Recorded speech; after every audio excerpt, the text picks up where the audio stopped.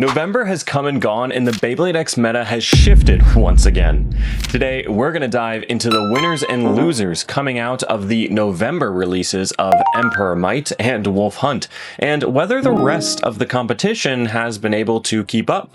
We'll also be taking a closer look into how the CX line has fared with these new releases. Has it been enough to break the glass ceiling that CX has been under? I'll be sharing my analysis of the current top performing combos and parts and how the meta has shifted month over month. This analysis is rooted in the data that comes from the custom tool that I've made with my friend Joss that analyzes literally thousands of entries into the official WBO winning combinations thread and pools the winning combos into one place. This tool adds custom point values, weighting to the full data set, month by month ranking comparisons, part by part competitive values, and so much more. And I provide this tool completely free to the community and have spent literally hundreds of hours building and maintaining it. So if that's something you appreciate, make sure you subscribe to this channel, hit the like button, and turn on notifications to be up to date on everything happening in Beyblade X. Your support means the world to me, so without further ado, let's get right into it.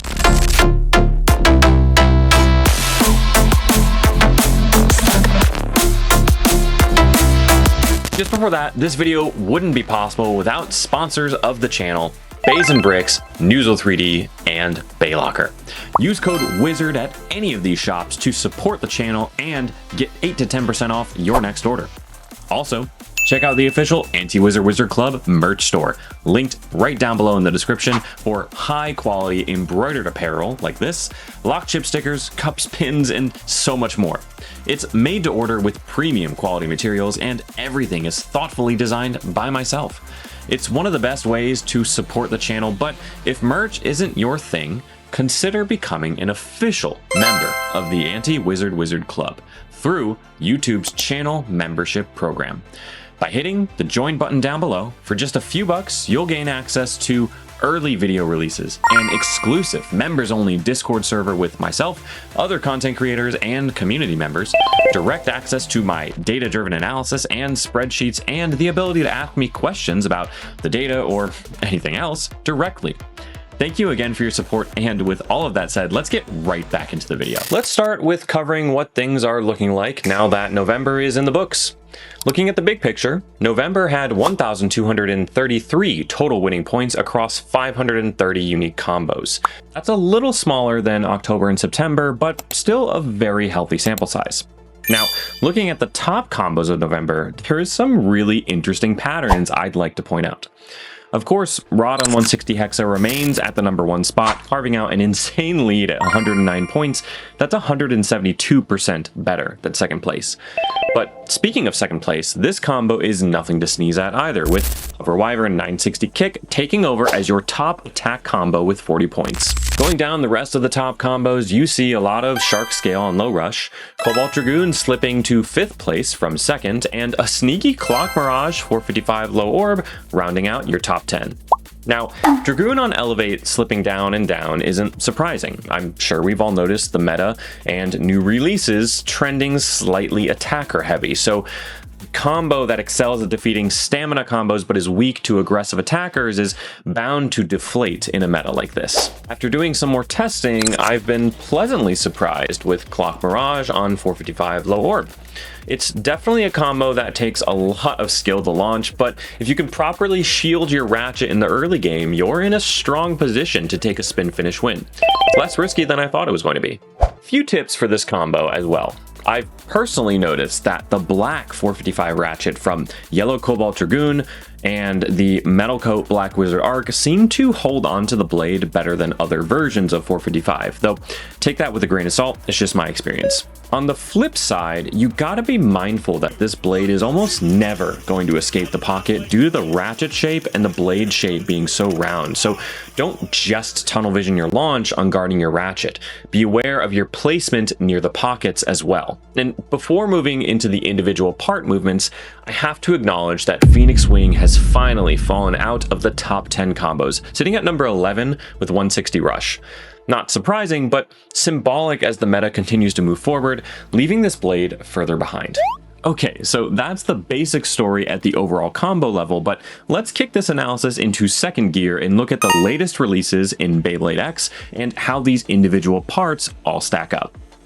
In November, we got the Emperor Might deck set and the Wolf Hunt CX starter, which included the Emperor Metal Lock Chip, the Hunt and Might main blades for CX, the Heavy and Free assist blades for CX, the 060 ratchet, and the Operate combination ratchet and bit. So, starting from the top with the new blades Hunt and Might.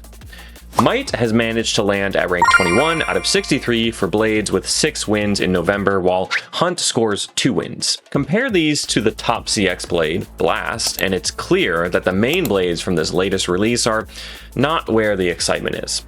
So what about the rest of the November releases? Well, Heavy has definitely made its presence known among CX enjoyers.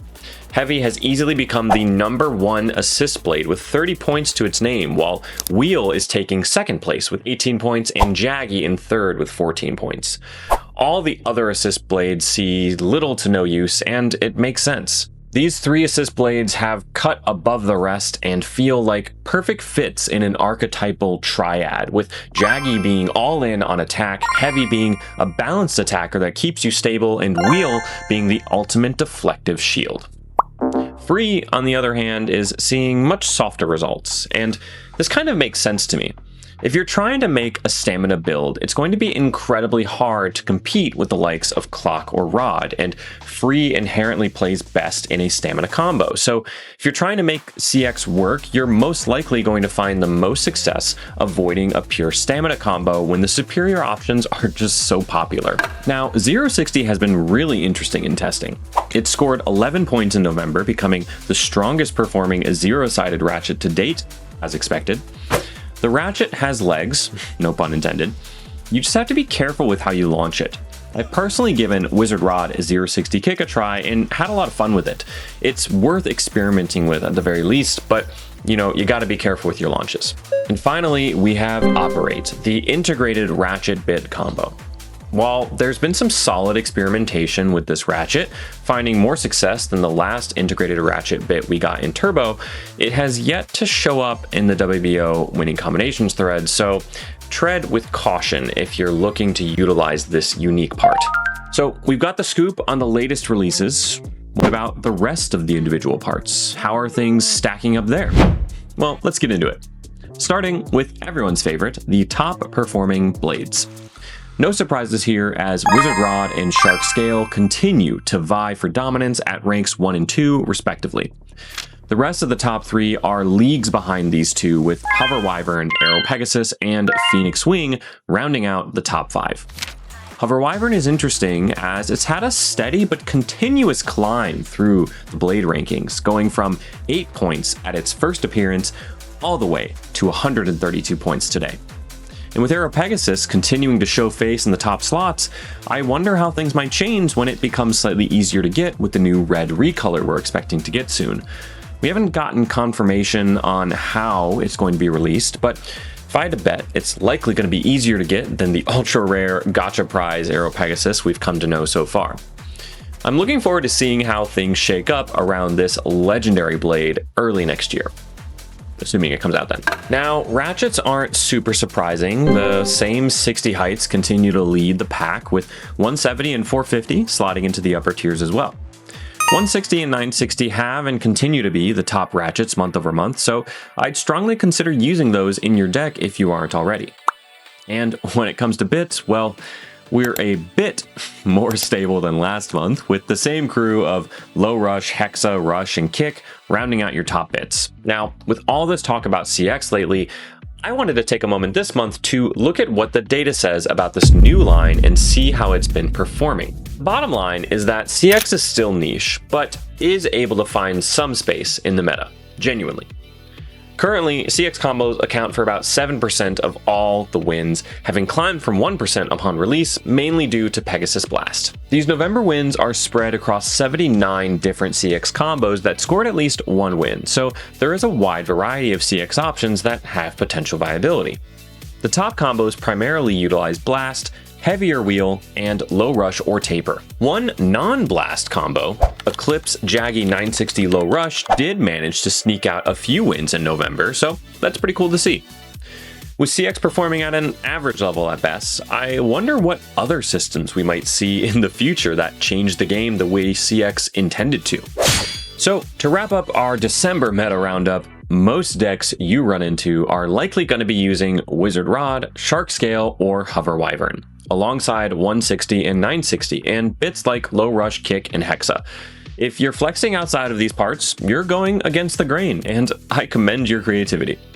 CX as a system is starting to show its ceiling, and it's going to take a really powerful blader to bring the best out of these parts. Is it going to be you? Let me know in the comments down below. Oh, I'd also like to bring back my shoutouts section of these videos, where I find absolute oddball combos that somehow got to the podium. To make up for forgetting about this piece the last few videos, here are my top 3 favorite oddball combos from this month's data. At number 3, we have the all-wizard deck ran by Cinemod, which got 2nd place at a tournament in Florida. They ran Wizard Rod 160 Low Orb, Wizard Arc Free 960 Free Ball, and Wizard Arrow 060 Rush. Way to make use of these new parts, dude. I salute you. At number 2, we have an even more impressive themed deck from JT, the G, out of California, who took 3rd in a Drop Attack Stadium tournament with an all-Samurai deck. They used Samurai Saber 760 level, Samurai Caliber 560 low rush, and Samurai Steel 980 merge. That last combo is what does it for me, so I salute you. And at number 1, only because this person did what I thought was impossible, we have Blade Fury out of Maryland, who managed to take 1st place in a tournament with Gill Shark, 360 level to be exact, in their rotation. This blade is one of the lightest blades we've ever gotten, and it feels useless to me, but Blade Fury proves that any blade can take it all if you're a strong enough blader, so congrats and salutes to you. If you know any of these bladers, make sure you send them this video and let them comment below about what they think and how they got to the wins that they did with the combos they used. Now, there's a lot more to this data that we don't have time to cover on today, but I hope this has been helpful and insightful for you. But with that said, like this video if you liked it, and subscribe for more awesome Beyblade X content in your feed very, very soon. Check out the brand new merch store, linked down below, for incredible apparel like this, and remember to use code WIZARD at Bays & Bricks, Baylocker, and Noozle 3D for 8 to 10% off your next order. And if you want to support the channel even more, you can become an official member of the Anti-Wizard Wizard Club by clicking the join button as part of the YouTube membership program down below.